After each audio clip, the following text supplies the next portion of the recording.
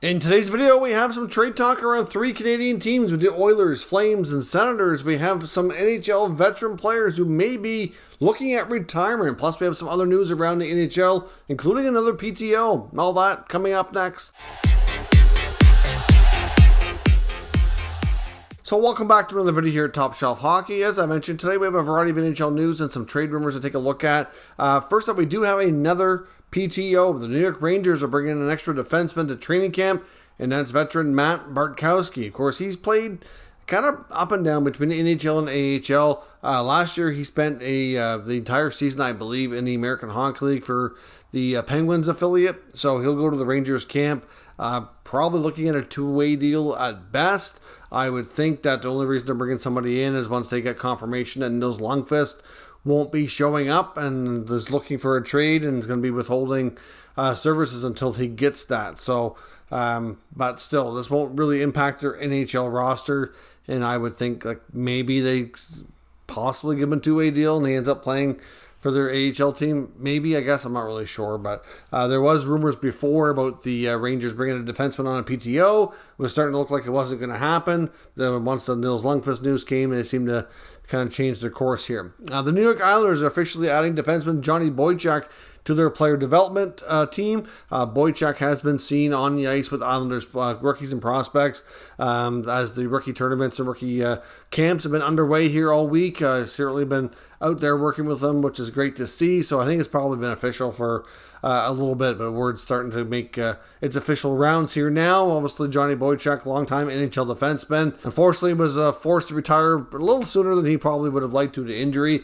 But Boychuk will be a great addition and certainly be a great resource for some young defensemen in the Islanders system to learn from. So good a move there by the Islanders to add the veteran to their team. And could we see the end of the road here for 3 longtime NHL veterans? It's hard to say. There's still rumors around all of them, starting with defenseman Zdeno Chara. Apparently, the latest release from his group saying that there's still no decision yet on his future. I believe he's been in the Boston area. He's been seen around, but no decisions made. But by the time, a few more days go by, we're going to have NHL teams going into training camp. He doesn't have a contract, doesn't have a PTO. I really don't know. I personally think that it's probably near the end or at the end here for Chara. He's played for a long, long time. He's had one heck of a career. He's got himself a Stanley Cup. Was a dominant force in his era. Likely a Hall of Famer for a variety of reasons. So to me, I think Chara's probably done. I know I've seen some people saying that he could still be a serviceable defenseman. I don't know if you watched a lot of Islanders games in the past year. I'm not so sure about that. Chara and longtime veteran Andy Green, who they both were deployed way too much, and you could certainly know that was a big part of the issues that they were having on the back end this past year. So I don't know. I'm not really sure Chara's really got it in him.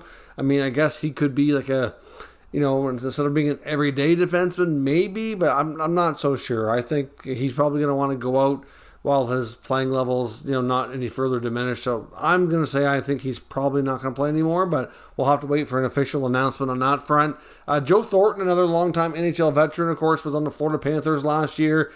We know he's not going back there. He's been spotted in San Jose, so he's kind of back where he played for a big portion of his career. I suspect he likely still had a home there after being there for so long. He's been spotted in a few spots, including a gym doing some fitness classes. And of course, he's been spotted at I guess they call them the captain skates with Sharks players. Now, he was even seen, I believe, during those times wearing Sharks gear. Now, that doesn't necessarily mean anything. He probably still had Sharks gear from before, could easily get his hands on it. But there's still the Sharks beat reporters are still saying that as of right now, they have no reason to think that he's going to be getting a contract or a PTO with the San Jose Sharks. We'll see. Maybe something will surprise us.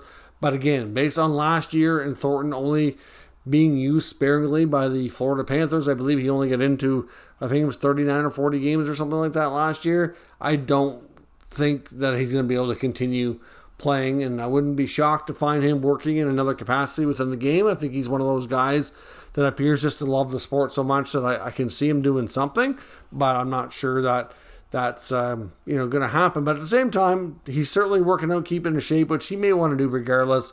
But I'm not sure that, again, that he's completely ready to say, I'm done and I'm retiring. But time will tell there. And Andrew Ladd in Arizona, another one that could be possibly heading down that road. Now, he still has a contract, but comments from general manager of the Arizona Coyotes, Bill Armstrong, indicate that Andrew Ladd at the end of last season certainly had a lot of concerns health-wise from his body basically being beaten up and run down from all the abuse he's been through playing hockey all these years, and that there was a chance that he may not play this year. There's no guarantee on it's going to go either way.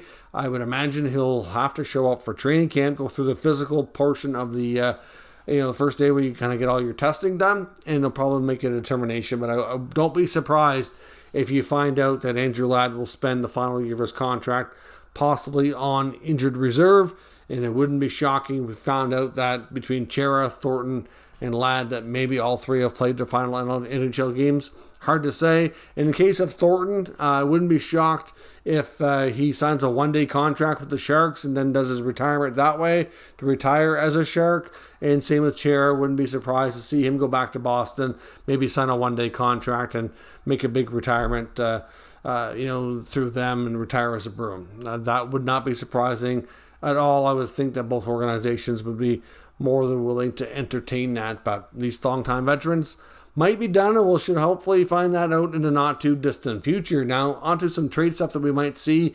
It's been fairly quiet, but I think there's still a possibility as we get through training camps that we're probably going to at least see a few minor trades. We're going to start seeing the waiver wire pick up as teams start making cuts. Obviously, a lot of players are going to require waivers to be assigned to lower-level affiliates, and there could be some player movement that way. But one name to certainly keep your eye on that's been heavily into the trade rumors for quite some time now is Jacob Chychrun in Arizona. More comments from GM Bill Armstrong indicate that he's had a lot of what he called healthy conversations throughout the entire summer with this player. He does expect him at training camp. There was some rumblings earlier that if Chychrun didn't get a trade, that he very well might decide to sit out, but it's not looking that way. I would think his representation should be aware that, at least in my opinion, that it's probably better for him to go and play well to pick up the interest. But at the same time, the Senators are still the main team linked to this defenseman. I know as they go through training camp, I know right now all the teams have their rookie camps going on. Wouldn't be shocking if Ottawa makes the determination that they really don't want to start the season with the blue line that they have. I think they've made a lot of great moves this offseason, and you don't expect them to make every move that they need to make to become like a cup contender, for example, in 1 year. You got to take steps. I mean, you got to remember they were 30 points out of a playoff spot last year. So when we're talking about them even making the playoffs, that in itself is a major jump forward in one season to close the gap that much. That's why I said in the Senators team preview, I do think they'll challenge for playoffs. I think they'll be in the conversation. Wouldn't shock me if they made it because they've made a lot of good moves to make improvements, but at the same time, that is a lot to ask in one season. And the blue line is still a bit of a concern. So we'll see. I mean, I know the asking price has been high around Chychrun. I know there's enough reports that have been ongoing for a number of weeks and months that the interest is still very much high there in Ottawa, but it's hard to say. But for right now, the latest on him is that he will be showing up to camp.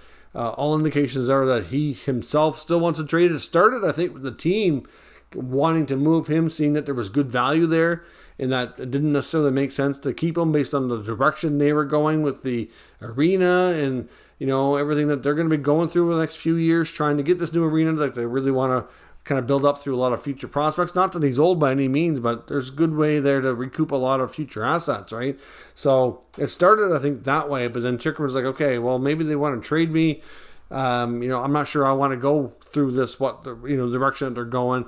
I'm totally okay with a trade here as well. And there is ties with him to Ottawa on a personal level, so it does make sense, from the team and the player, why the connection has been constant and doesn't seem to go away.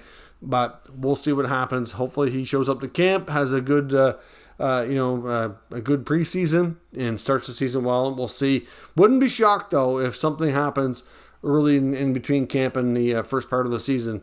Maybe Ottawa finally pulls the trigger. Time will tell. Now with the Edmonton Oilers, there's still reports that they're still expecting to make a move, shed some money, so they can make a few other additions before the season gets going. And if that does happen, Jesse Puljujarvi is still expected to be the main player to be traded. Yes, he was signed, but still he needed a contract regardless. No guarantees that he ends up being the guy, but I know there's been some talk that they might want to add either through a different type of forward to the forward group, and maybe even bring in another defenseman, and we'll see what happens there. But the Oilers and Ken Holland, I think there's some things that they would like to do, but they just don't have the cap flexibility to do it. There is some talk about maybe bringing in another forward on a PTO. It's been linked to Jake Virtanen. It's not looking like that's going to happen now. They may shift gears. There's been a few other forwards who the Oilers reportedly were interested in before, but of course now are now affiliated with other teams. So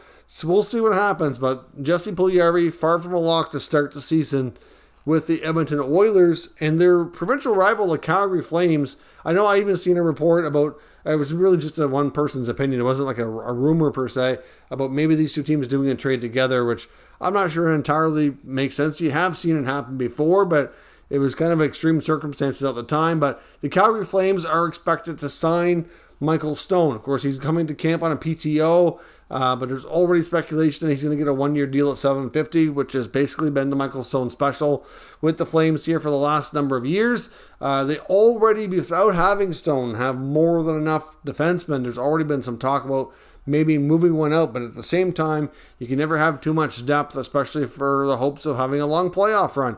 But adding even more to it, you're going to risk losing somebody through waivers at that point. As the training camp gets underway and you get to trim down your roster, regardless of the cap and all that, you can only have so many players at that level. Some are going to require waivers to go down, and you don't want to lose somebody for nothing. So with the addition of Stone, they picked up Uyghur through the trade involving the Florida Panthers and Matthew Tkachuk. So, you've got Hanifin, you've got Rasmus Anderson, you've got Mackenzie Uyghur now, of course, right? You already signed Zadorov earlier. You still have Shillington, you still have Valimaki, you still have Chris Tanev, you add Michael Stone. There's just a lot there. So I would think that Shillington and Valimaki are probably your two most likely guys to be there. I think Shillington's going to have way more value. He actually had a breakout season last year. His value would be pretty good right now. They did get him signed to a fairly cheap deal. So there's not a lot of risk in term associated with his contract, which is good.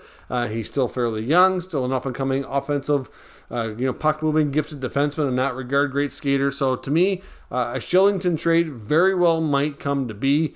They could surprise us and trade a different D, but really, I don't think that's their preference at this point. There's been a lot of rumors about good dialogue with Mackenzie Uyghur on a long-term contract extension.